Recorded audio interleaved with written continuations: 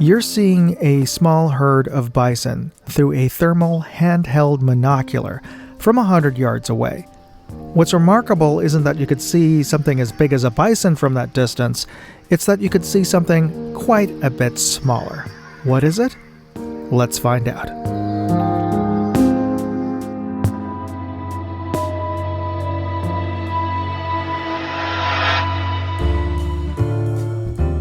Let me start with a quick unboxing, and then let's just see the contents of the box.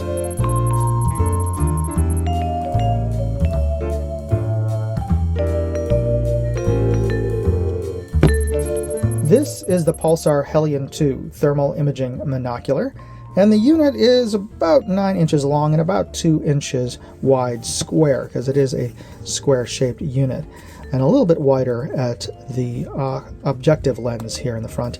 And the lens, fairly wide piece of glass with an integrated flip-out lens cap. There is a manual focus ring beneath that, and I believe this is a manual lens, and with a manual focus rather than a digital focus, you can actually swap out the lens, and there's a locking tab here. Press that down, and then you can see it's a bayonet style lens. This is an f50 1.0. Don't recognize the specific camera type of connector there, but if you happen to know, please let me know in the comments section.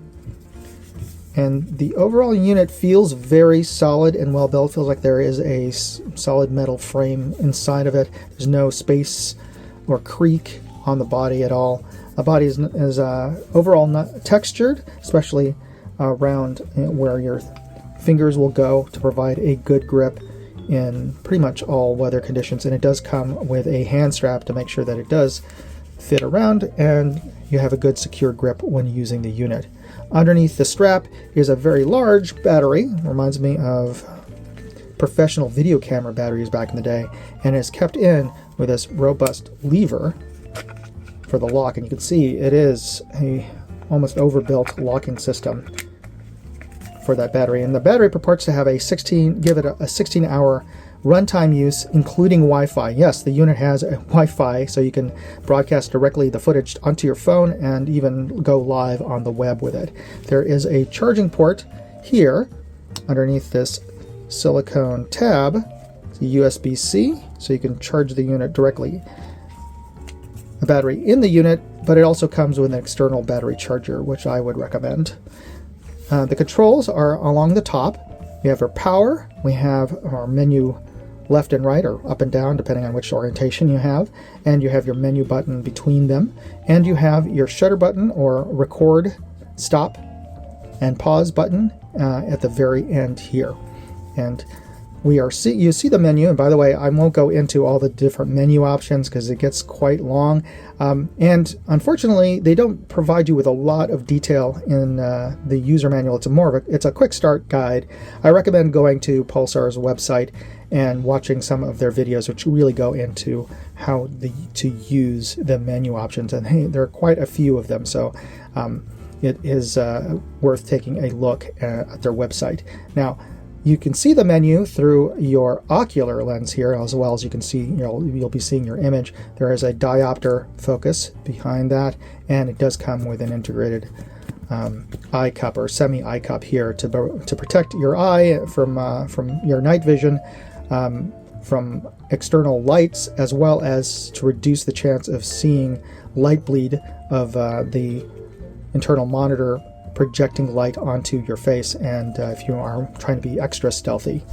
So overall, this looks and feels like a very robust unit, but we'll be taking this out tonight and taking a look through and seeing how the footage looks like in real life. Before we get started with the test, I'd just like to take a quick break here to talk about this episode's sponsor, Aura.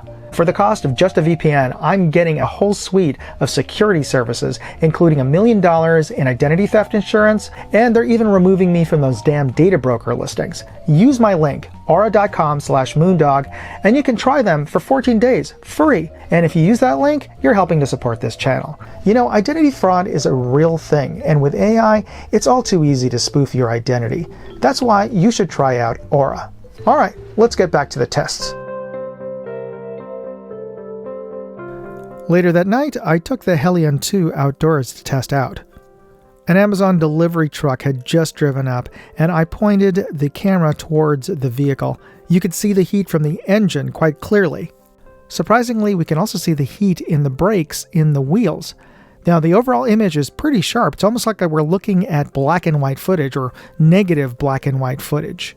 Because glass blocks infrared, we don't see the driver until he steps out of the vehicle. It's surprisingly easy to identify a human walking around at night. You can even see details in his clothing. Now, he's looking at his phone, but it's surprising to me that I can't actually see any heat coming from the phone. At least the camera isn't rendering that temperature difference. Next, let's take a look at some wildlife. That same night, I went out to Golden Gate Park to the bison paddock. And I wanted to see if I could spot the bison. And yes, I think that's them, those hot blobs on the ground about 150 yards away. Now I've moved a little bit closer to the fence, and those shapes on the ground there are the bison. At least I think they are. The clicks you're hearing are me manipulating the buttons, so the camera, when recording, does pick up ambient sound pretty well. In fact, probably too well, because it is a bit distracting. Now I'm going to increase the magnification in camera from 2.5 to 5 to 10 to 20, which is its maximum, to see if I can make out any more detail, but alas, all I did was blow up the size of the pixels. I really can't see anything more detail on those shapes. Now let's zoom back out, and what's kind of weird to me is that the camera is rendering the trees about the same temperature as the bison on the ground, which is kind of weird. I never thought trees would be that warm. And wait, I think I see a little bit of movement on the ground there to the right. Yep, that's definitely a head moving. So that's a bison right there. Let me zoom in just a little bit to 5 power. See if it moves. Oh wait, what is that on the ground? That little bright spot there. Let me zoom back out, see if I can see it. I thought I saw a little white dot on the ground moving around in front of the bison. There, that little white speck on the ground that's moving, that is probably a field mouse that we're seeing from 100 yards away.